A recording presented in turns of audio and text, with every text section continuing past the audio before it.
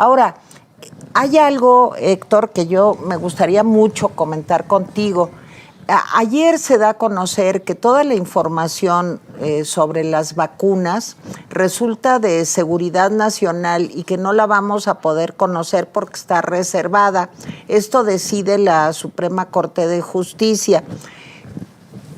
A mí me dejó realmente pues, muy choqueada que esa información no la podamos tener y no podamos saber qué tiene eso que ver con la seguridad nacional, saber cuántas vacunas compraron, a cómo las compraron, cómo se dieron las entregas. Eso debería de ser un proceso totalmente transparente, ¿no? ¿Cómo ves esto, Héctor Jaime?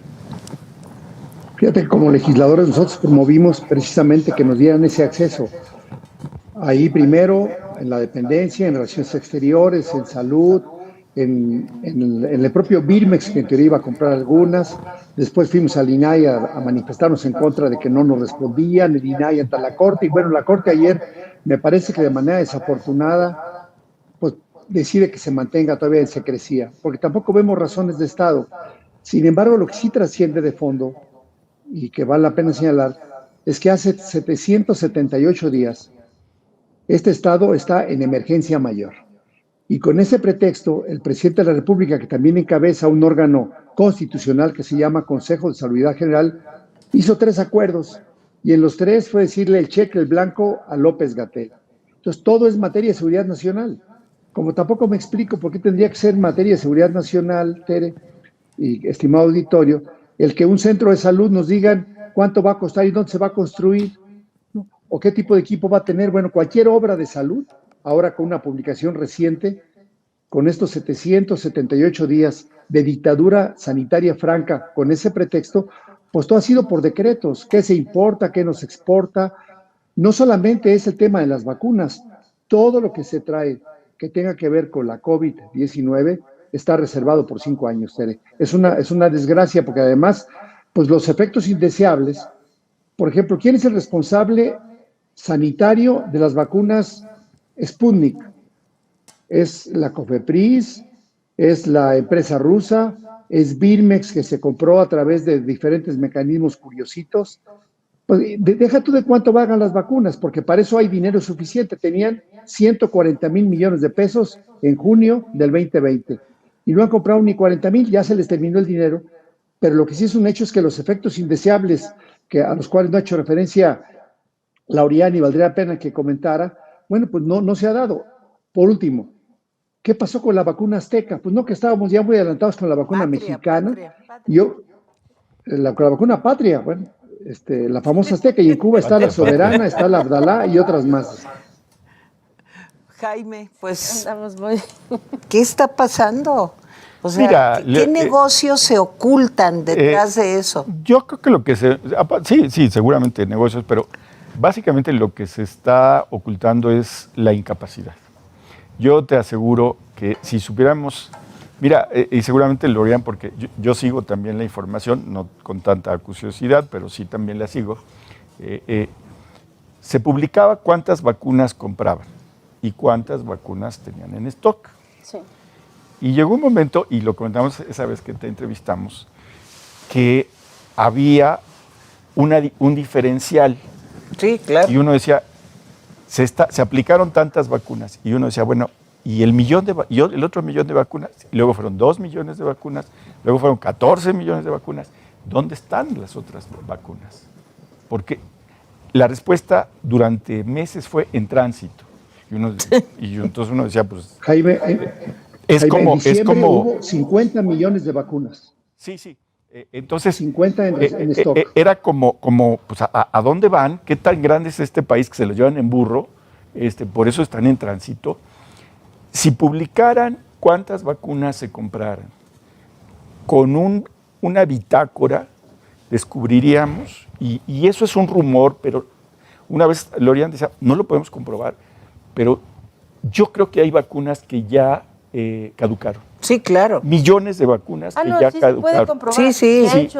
Pero no sabemos el tamaño bueno, no sé, a lo mejor valdría la pena que lo dijeras. Ahora, ¿por qué 5 años reservada la información?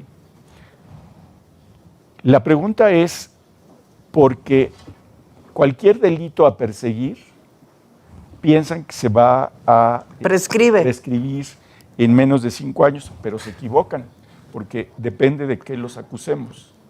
¿Sí? Entonces, yo creo que lo que está ocultando es corrupción, es incapacidad y es el temor de que el asunto se les vuelva en contra. Bueno, Lorian debe saber muy bien es que aquí hay dos cosas que creo que es necesario separar. Uno es la falta de transparencia en términos de las transacciones, de los contratos, qué se compró, cuánto se pagó, a quién se le pagó, cuántas llegaron, etcétera, etcétera. Ese es un paquete, ¿no?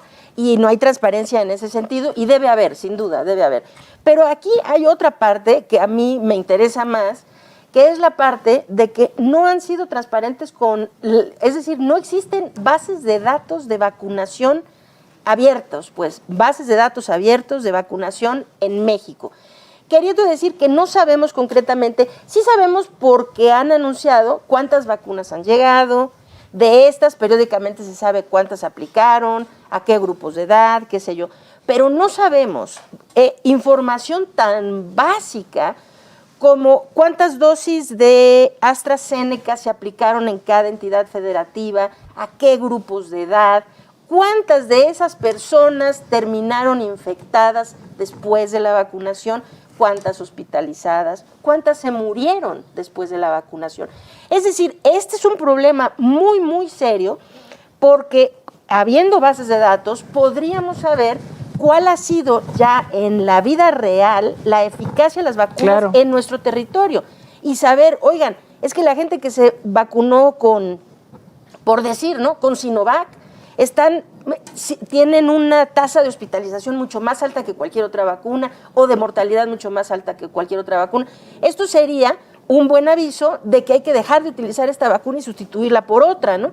Pero así como está la cosa, podríamos ver en retrospectiva que la gente que recibió una X vacuna siguió enfermando, hospitalizándose y muriendo, y en este país se ignoró eso y siguieron aplicando esa vacuna.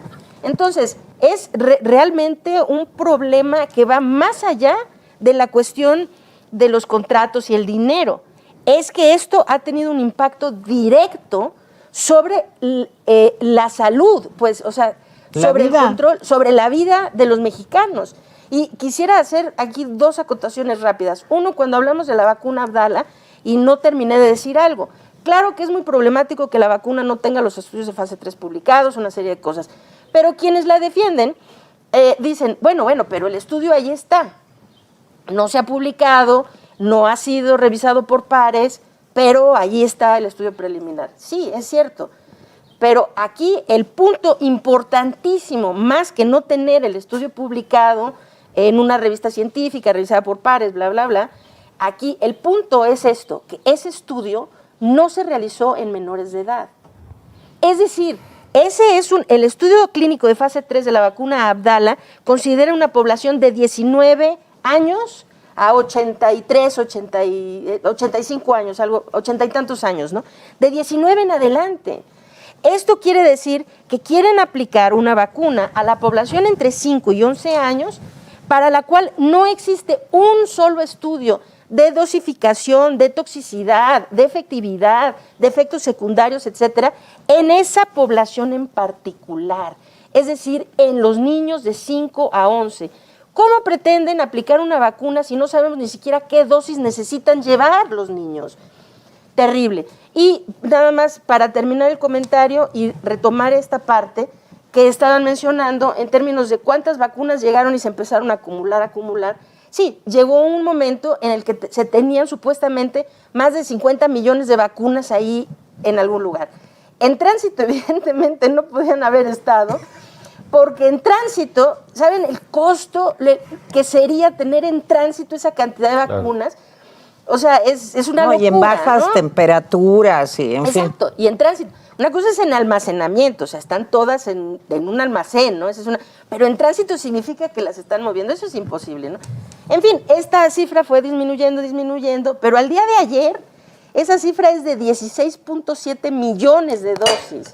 Y entonces uno se pregunta, ahora las vacunas de AstraZeneca caducaron en el mes de abril. el 30 de abril, caducaron 14.5 millones de dosis de AstraZeneca, ¿sí? Lo que hizo COFEPRIS fue ajustar la fecha de caducidad. Y entonces mandaron la fecha de caducidad primero para unos lotes al 25, 20 y tantos de mayo de este mes. Y para otros lotes los aplazaron la fecha de caducidad hasta julio. Sí. Ahora, COFEPRIS encuentra la forma de justificar esto diciendo, no, bueno, es que ajustamos a 6 meses desde la fabricación y por eso.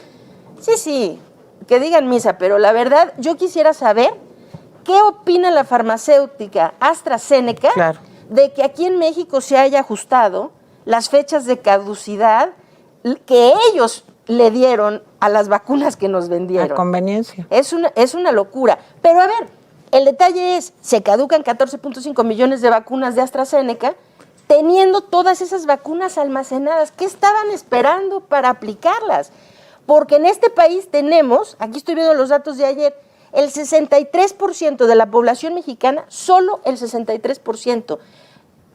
Para quienes nos están viendo, para poner esto en perspectiva, países como Chile, Argentina, Colombia, Uruguay, Brasil, tienen coberturas de vacunación que ya van en el nivel del 80%, ¿sí? Arriba del 80%.